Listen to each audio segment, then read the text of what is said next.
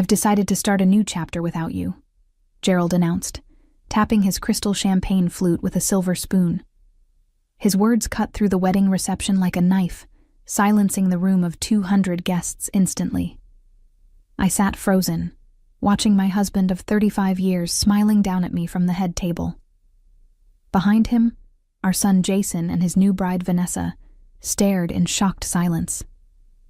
To my right, Cynthia Preston, Gerald's executive assistant, attempted to hide a victorious smirk behind her napkin. "My name is Eleanor Briggs, and at 60 years old, I never imagined my husband would choose our son's wedding reception to announce he was leaving me." The ballroom at the Grand Pavilion Hotel in Nashville suddenly felt airless, as if every molecule of oxygen had been sucked out by Gerald's words. My hands trembled slightly, but I refused to crumble.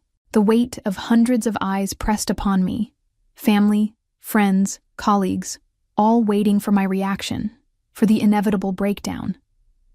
The silence stretched on for what felt like eternity, though it was probably only seconds.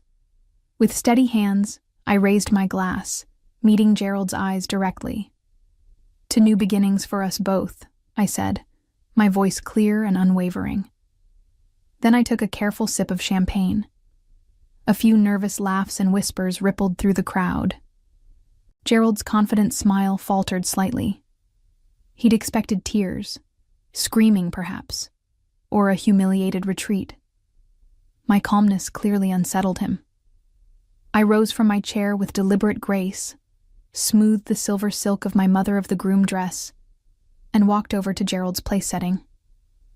From my evening bag, I withdrew a sealed manila envelope and placed it beside his half-eaten slice of wedding cake. "You'll want to review this privately," I said quietly, for his ears only. "Though I suspect privacy will soon be in short supply for you." His eyebrows furrowed in confusion as I turned away. I made my way to Jason and Vanessa, kissed them both on the cheek, and whispered, "I'm sorry about this. I love you both. Please enjoy your evening. This changes nothing about how proud I am of you." With that, I walked out of the ballroom, head held high. Only when I reached the quiet sanctuary of the hotel elevator did I allow myself to exhale fully. Inside my purse, my phone vibrated. It was a text from my attorney confirming that everything was in motion. "It's done," the message read. "Board notification complete. Divorce petition filed tomorrow morning."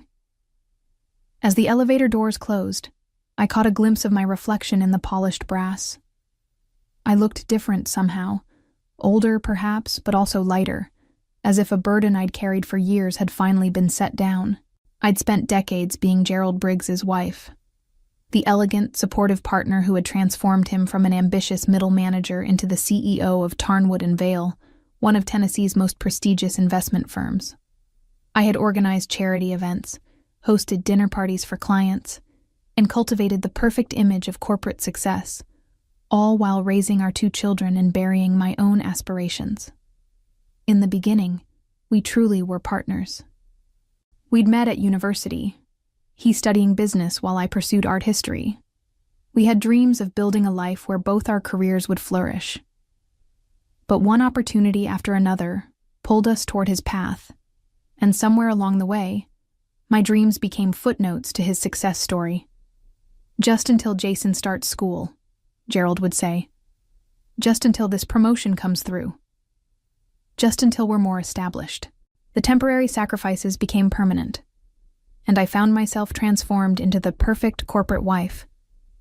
A role I played with such conviction that I sometimes forgot it wasn't what I'd chosen. 6 months ago, I had gone to Gerald's office to surprise him with lunch on his birthday. His secretary looked flustered when I arrived. "He's in a meeting," she stammered. "Very important. Can't be disturbed." I should have recognized the signs. The late nights, the weekend emergency meetings, the sudden business trips to Bermuda and Lake Tahoe. But I trusted him, or perhaps I'd just grown comfortable with our arrangement. The truth found me anyway, in the form of a misplaced credit card statement showing duplicate hotel charges and jewelry purchases that had never made their way to my wrists or ears. Rather than confronting him immediately, I began paying attention. I noticed how Gerald's eyes lingered on Cynthia during company parties, how they arrived separately, but within minutes of each other to morning meetings, how his hand would brush against hers when they thought no one was looking. When I suggested therapy, Gerald dismissed the idea. "We're fine, Eleanor. We're just in different phases of life. You're overthinking things." 2 weeks before Jason's wedding, I found emails. Explicit messages between Gerald and Cynthia discussing their future together after he'd finally broken free from his marriage. They had planned a life together, and according to their timeline, he would tell me after Jason's wedding. Apparently, Gerald had decided to expedite things. What Gerald didn't know was that I'd discovered far more than just their affair. Working with my brother Robert, a forensic accountant, I had uncovered years of financial impropriety. Company funds diverted to personal expenses, hidden accounts, fabricated business trips that were actually romantic getaways with Cynthia. All meticulously documented in the envelope I'd left for him. He did what? My daughter Catherine's voice cracked over the phone. It was just past midnight, and I was in the hotel suite I'd booked separate from Gerald's. A decision that now seemed prescient rather than just practical for wedding preparations. Announced he was leaving me during the toast. My voice sounded strange to my own ears. Oddly calm, almost clinical. "Mom, I'm coming over right now. Are you okay? Are you alone?" The panic in her voice made me realize how I must sound. "I'm fine, sweetheart. Really. Please don't leave Thomas and the babies. I'm not alone. Michelle is here with me." I glanced gratefully at my oldest friend who sat beside me on the sofa, pouring another glass of wine. Michelle had followed me out of the reception, suspecting something was wrong when I'd left. "Did you know about Dad and her?" Catherine asked hesitantly. "Yes." I took a deep breath. "For about 3 months now." "And you didn't say anything?" "Mom, why?" The question hung in the air. Why hadn't I confronted him immediately? Why had I continued playing the role of devoted wife? The answer was complex, tied to decades of identity built around being Mrs. Gerald Briggs, of putting family peace above personal dignity, of maintaining appearances. But there was another reason, one that Catherine would soon understand. "I needed time to prepare," I said finally. "There were complications I needed to address first." Michelle squeezed my hand. She was one of the few people who knew exactly what I'd been doing these past months. The meetings with attorneys, the careful documentation, the strategic planning. "Dad texted me," Catherine continued. "He said you'd done something terrible, that you've destroyed his career and reputation out of spite. He sounded desperate, Mom." A bitter laugh escaped me. I imagine he would see it that way. "What did you do?" I sighed. "I exposed the truth, Catherine. Nothing more or less. Your father has been embezzling from the company for years to fund his lifestyle with Cynthia. The evidence was irrefutable, so I made sure it reached the right people." Silence filled the line, before Catherine whispered, "Oh, God. I'm sorry you're caught in this mess, darling. I truly wanted to spare you and Jason as much as possible. Don't apologize, Mom. You're not the one who should be sorry." Her voice hardened. "I just can't believe he would announce it like that, at Jason's wedding of all places. What a selfish, cruel thing to do." The sound of a baby crying came through the phone. "I have to go," Catherine said. "Henry's awake, but I'm coming to see you tomorrow, okay? No arguments." After we hung up, Michelle poured me another glass of wine. "To the liberation of Eleanor Briggs," she said, raising her glass. I clinked my glass against hers. "To reclaiming my life, and my name," I replied. The day after tomorrow, I would file paperwork to resume using my maiden name, Reynolds. Eleanor Reynolds. It felt both foreign and familiar, like rediscovering an old piece of myself long tucked away. The morning after the wedding brought unexpected clarity. I awoke to 32 missed calls, from Gerald, from friends, from Jason, and most surprisingly, from several board members at Tarnwood and Vale. My phone buzzed again as I was brushing my teeth. Gerald, for the 33rd time. I silenced the call and texted Jason instead. "I'm fine. So sorry about yesterday. Breakfast tomorrow?" His response came quickly.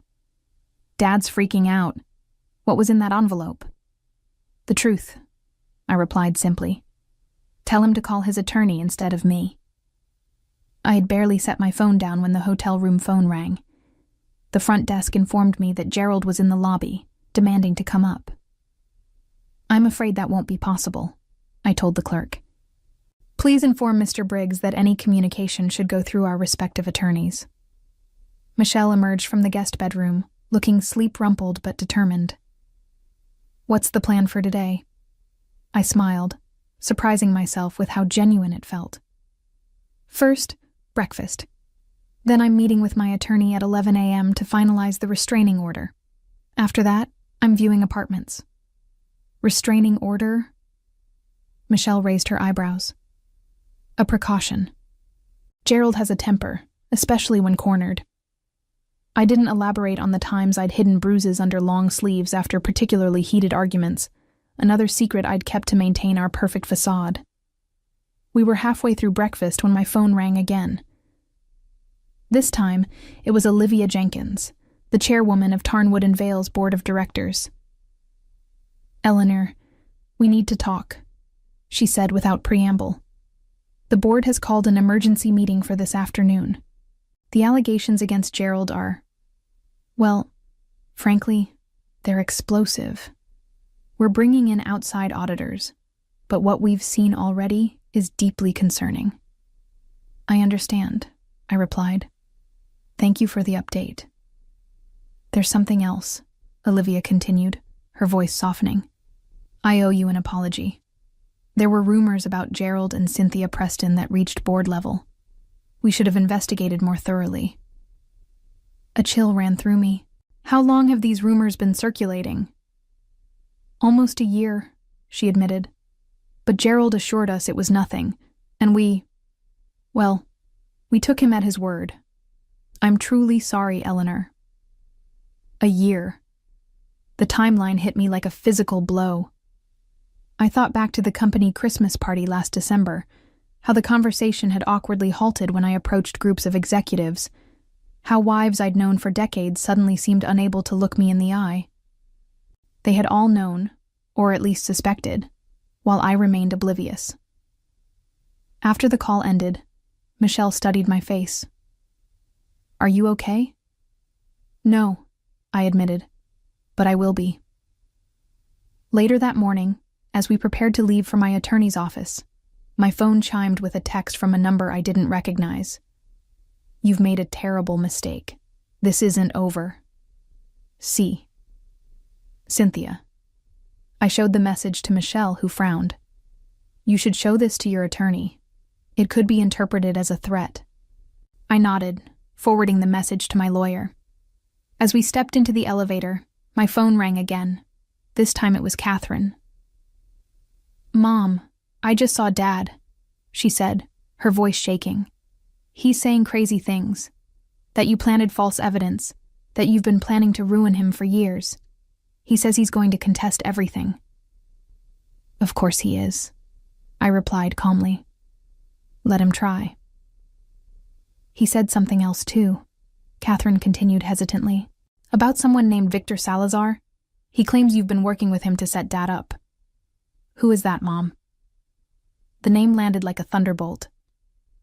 Victor Salazar had been Gerald's business partner years ago, before Gerald orchestrated his ouster from the company. Victor had lost everything, his reputation, his home, nearly his family. He'd been trying to expose Gerald's fraudulent practices for years, but without proof, his accusations seemed like the bitter ramblings of a disgruntled ex-partner. "An old friend," I said carefully, "and perhaps the only person who knew Gerald better than I did. Victor Salazar sat across from me at a quiet cafe in East Nashville, far from the corporate high-rises and country clubs where Gerald might have connections. At 65, Victor looked older than his years, his once dark hair now completely silver, deep lines etched around his eyes. But those eyes still held the sharp intelligence I remembered from dinner parties 20 years ago. "I never thought you'd actually do it," he said, sliding a flash drive across the table. "I've been adding to this for 15 years. Every suspicious transaction, every shell company, every falsified expense report. When your brother contacted me, I almost didn't believe it. 3 months ago, when I'd first discovered Gerald's affair, my brother Robert had suggested contacting Victor. If anyone knows where the financial bodies are buried, it's Salazar, he'd said. The meeting had been arranged with extreme caution, through encrypted emails and burner phones, precautions that had seemed excessive until I understood the full extent of Gerald's activities. The board called an emergency meeting today, I told Victor. Olivia Jenkins said they're bringing in outside auditors. A grim smile crossed Victor's face. Jenkins is thorough. They'll find everything: the diverted client funds, the phantom consulting fees, the offshore accounts. Gerald's been sloppy these past few years, especially with Cynthia. He thought he was untouchable. And the evidence I submitted, is it enough? Victor nodded. More than enough for civil charges. Criminal prosecution depends on how the board wants to handle it. Some companies prefer to handle these matters quietly to avoid shareholder panic. I took a sip of my coffee, considering this. What about you, Victor? After all this time, will you get any vindication? Watching Gerald fall is vindication enough. He leaned forward. But you should know, Gerald's already trying to discredit you. He's telling people you fabricated evidence, that you and I conspired against him out of revenge. Let him try, I said with more confidence than I felt. The numbers don't lie. As if summoned by our conversation, my phone lit up with a text from my attorney. Gerald's lawyer requesting emergency meeting. Claims evidence was obtained illegally. Wants to negotiate before board concludes investigation. I showed Victor the message. He shook his head. Classic Gerald, trying to cut a deal before the full extent of his actions comes to light. Should I meet with them? Absolutely not. Let the investigation run its course. Victor hesitated, then added, There's something else you should know. The photos in that envelope, of Gerald and Cynthia at the beach house in Hilton Head. I wasn't the one who took them. I frowned. What do you mean? My brother said you'd arranged for a private investigator. I did, Victor confirmed. But by the time my guy arrived, someone else was already photographing them. Whoever it was, they were very professional, very discreet. I assumed your brother had hired another investigator as backup. A chill ran down my spine. If Robert hadn't hired another investigator, and Victor hadn't, who had taken those photographs? Before I could process this new information, my phone rang. It was Jason. Mom, he said, his voice tight with tension. Dad just showed up at our hotel. He's demanding to talk to you. Says he knows you and Victor Salazar are trying to frame him. There was a pause. Is that true? Are you working with Salazar? Jason, it's complicated. Is it true? He insisted. Yes, I admitted. Victor has been helping me gather evidence. God, Mom. Dad's saying you two planned this for years, that you've been involved. Please tell me that's not true. The accusation stung, even as I recognized it as a desperate attempt by Gerald to shift blame. Of course it's not true. I only contacted Victor after I discovered your father's affair. So you've had this planned since before the wedding? The hurt in Jason's voice was palpable. You let me go through with it knowing you were about to destroy our family? I closed my eyes, the weight of his judgment pressing down on me. I never meant for any of this to happen at your wedding. That was your father's choice, not mine. The board meeting lasted 6 hours. I wasn't present, of course, but Olivia Jenkins called me afterward, her voice heavy with a mixture of anger and regret. "Gerald has been suspended pending further investigation," she informed me. "The preliminary audit confirmed most of the allegations. The board has voted to cooperate fully with authorities." "Thank you for letting me know," I said. "There's more," Olivia continued. "We've frozen several accounts, including the joint personal accounts you share with Gerald. I'm sorry, Eleanor, but it's standard procedure in cases like this." My heart sank. I had anticipated this possibility and had already moved some funds to a separate account, but most of our assets remained tied up in joint accounts and investments. "I understand," I replied, though the reality of my new financial situation was only beginning to sink in. "For what it's worth," Olivia added softly. "I've known Gerald for 20 years, and I never suspected this level of, well, betrayal doesn't seem adequate, both professionally and personally." After the call ended, I sat in my hotel room, staring at the wall. The past 48 hours felt surreal, as if I were watching someone else's life unravel. My lawyer had advised me to remain in Nashville until the initial legal proceedings were underway, but the hotel was becoming increasingly uncomfortable. Gerald had attempted to enter my room twice more, forcing management to post security in the hallway. A knock at the door startled me. "Mom? It's Catherine." I opened the door to find not only Catherine but Jason as well, both looking exhausted and conflicted. "We needed to see you," Catherine said, stepping inside, "to hear your side directly." Jason followed, his expression guarded. "Dad's saying some pretty wild things, about you and Victor Salazar conspiring for years, about you setting him up." I gestured for them to sit. "I imagine he is. Your father is desperate right now." "So it's not true," Jason pressed. "I only contacted Victor 3 months ago, after discovering your father's affair with Cynthia. Victor had evidence of financial misconduct that I didn't have access to. That's the extent of our conspiracy," I explained. Catherine leaned forward. "Why didn't you just confront Dad when you found out about the affair? Why go through all this?" "Investigation." I considered how to explain the complex calculations I'd made in those first shocking days after discovering the affair. How I'd realized that a simple divorce would leave me financially vulnerable. How Gerald would likely use his position and connections to control the narrative and minimize any settlement. "Because your father wouldn't have faced any real consequences," I said finally. "He would have divorced me, married Cynthia, kept his job and most of our assets. I would have been left with whatever he deigned to give me."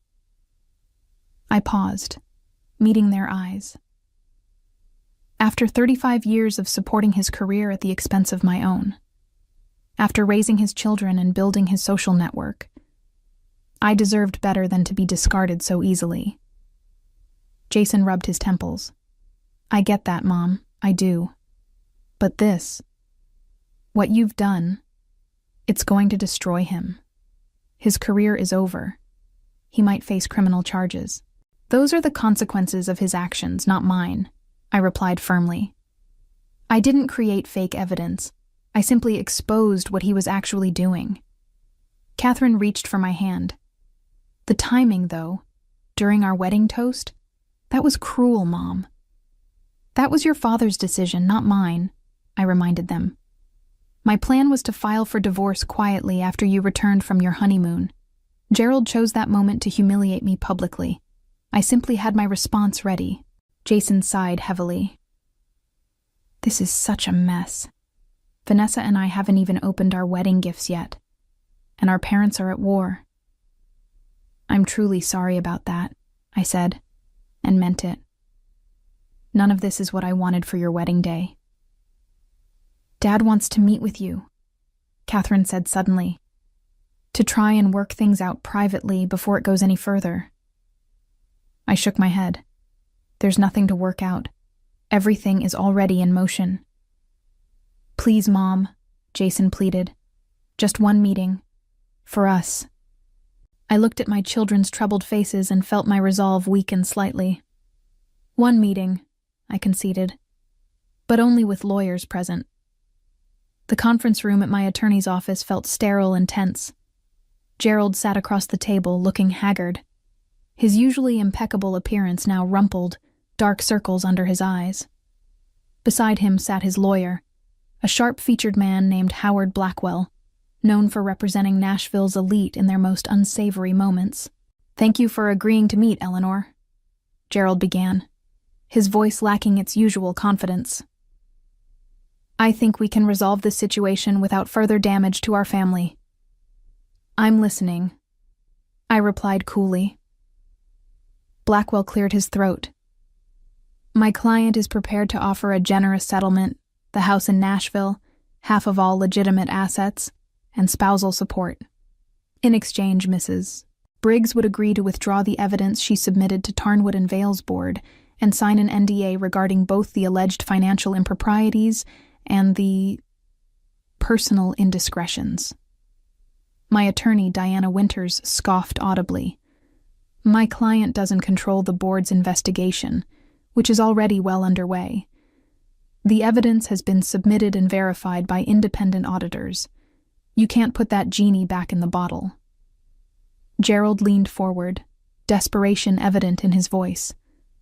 "Eleanor, please. 35 years of marriage. Doesn't that count for something? This vendetta with Victor Salazar has gone too far." "This isn't about Victor," I said quietly. "This is about you stealing from your company to finance your affair, Gerald. About you lying to me for years. About you choosing to humiliate me at our son's wedding." "I made a mistake with the timing," he admitted, not meeting my eyes. "I was wrong to do it that way." "A mistake?" I repeated incredulously. "You brought your mistress to our son's wedding, seated her at the family table, and publicly announced you were leaving me. That wasn't a mistake, Gerald. That was cruelty." Gerald's face hardened. "And what you've done isn't cruel. You've destroyed my career, my reputation." "No," I interrupted firmly. "You destroyed those things yourself. I simply exposed the truth." Blackwell intervened. "Perhaps we should focus on the settlement terms." "There will be no settlement," Diana interjected. "My client will accept nothing less than what she's legally entitled to. Half of all marital assets, including those hidden in offshore accounts, and full financial disclosure going back 10 years. Gerald's face flushed with anger. "This is about revenge, plain and simple. You couldn't stand that I found happiness with someone else, so you colluded with my enemy to ruin me." I stood up, suddenly weary of the conversation. "We're done here." The fallout happened faster than I expected. 3 days after our meeting, Gerald was formally terminated from Tarnwood and Vale. The press release cited financial irregularities and breach of fiduciary duty, corporate speak that barely hinted at the extent of his misconduct.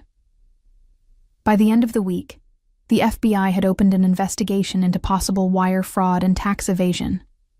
Our joint accounts remained frozen, and Gerald had been forced to move out of our Nashville home after the court granted my petition for exclusive use. I had rented a small apartment in downtown Nashville, nothing fancy, but it was mine alone, the first space I'd chosen entirely for myself in decades. Catherine helped me move in, bringing essentials from the house and adding small touches to make it feel like home. "Have you heard from Dad?" she asked as we unpacked kitchen items. "Not directly," I replied. "His lawyer called to say he's staying with friends since the court ordered him to vacate the house." Catherine nodded, arranging mugs on a shelf. "He called me again yesterday, still claiming you and Victor set him up." She hesitated. I told him I didn't want to hear it anymore, that he needs to take responsibility for his own actions. I squeezed her hand gratefully. "Thank you." "Jason's still struggling," she admitted. "He and Dad were always close. This has hit him hard." "I know," I said softly. "I never wanted to come between them." That evening, as Catherine left, I found myself alone in my new space, surrounded by boxes half unpacked. My phone pinged with a text from Michelle. "Dinner tomorrow? We should celebrate your new beginning." I smiled, typing back my acceptance. Then, almost on impulse, I opened my laptop and navigated to a travel website. After browsing for a few minutes, I made a decision and booked a ticket to Florence, Italy, departing in 3 weeks. I had always wanted to see the art I'd studied in my university days, before life took me in a different direction. On the kitchen counter lay the paperwork for legally reclaiming my maiden name. Tomorrow, I would file it. Eleanor Reynolds would be reborn, not as Gerald Briggs' wife, but as herself. The headlines in the Nashville business press were restrained but damning. Tarnwood and Vale CEO ousted amid financial scandal. Federal investigation launched into investment firm irregularities. Gerald's fall from grace was complete, his carefully crafted image of success and integrity shattered beyond repair. As I navigated life after Gerald, I found myself rediscovering passions long set aside. I enrolled in an art history course at the local university, joined a book club, and began volunteering at the City Art Museum. Each step felt both terrifying and exhilarating, a reclamation of the self I'd nearly forgotten. Looking back, I realized that the envelope I placed beside Gerald's plate at Jason's wedding had contained more than just evidence of his misdeeds. It held my declaration of independence, my refusal to remain a silent partner in my own diminishment. The path forward wouldn't be easy, but for the first time in decades, it was truly mine to choose.